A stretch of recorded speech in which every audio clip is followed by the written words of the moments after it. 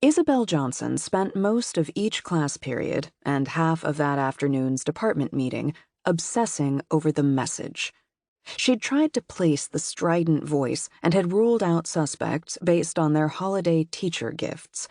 How could someone give her a $20 Starbucks card, she reasoned, and then 6 weeks later threaten her via voicemail? Isabel took a deep breath as she headed for the door closest to the teacher parking lot and felt her belly strain against the waistband of her wool pencil skirt. She sucked her stomach back in and recalled the language in the message. Flagrantly Marxist was there, as was anti-American, and, she thought, retaliation. She'd have to play the message for Mark when she got home. That would make for more interesting dinner conversation than the usual rundown of soccer practice and school day antics. Thinking about it, Isabel let out a rueful little laugh as she walked into the dull February chill. "What's so funny?"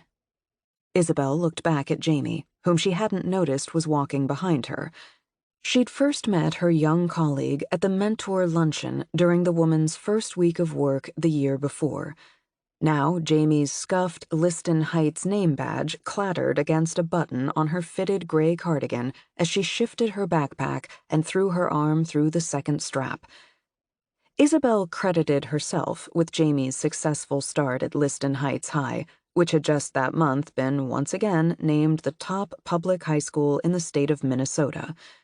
The school's high-powered parents usually devoured new teachers, but Jamie had made it through her first year and a half with relatively few tears and only 3 or 4 parent complaints. Of course, it also helped that Jamie herself had graduated from Liston Heights just 6 years before.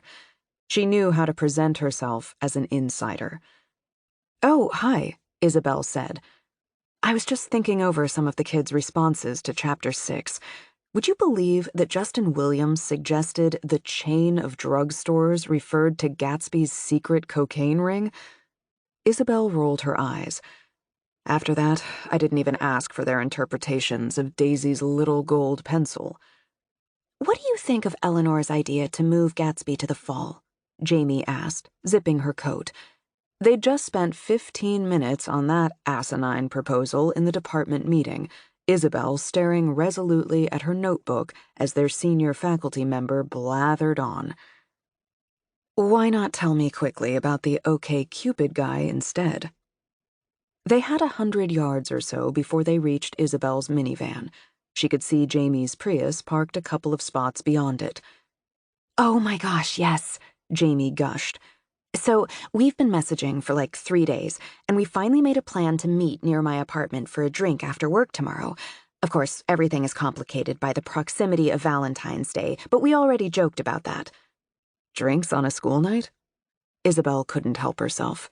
She smiled, feeling old. "I know," Jamie said, her dark eyes shining. "But remember the photo I showed you? He's super cute. I'm just marginally concerned about the fact that he's a chemical engineer. If we get married, it's possible my dad will love him more than he loves me." Isabel flinched at concerned, which had been the lead in the message from that morning. "This is a concerned parent," the woman had said, her voice piercing and angry. Isabel had frozen where she stood as it started, her tote bag weighing down her forearm, right foot halfway into her LL Bean boot. The kids had already tromped out to the van, and they were 3 minutes behind the ideal departure time when the phone rang. Isabel hadn't bothered to race to it. No one they knew used that number anymore, now that even 12-year-old Callie had a cell phone. Besides, who called at 7:33 a.m.?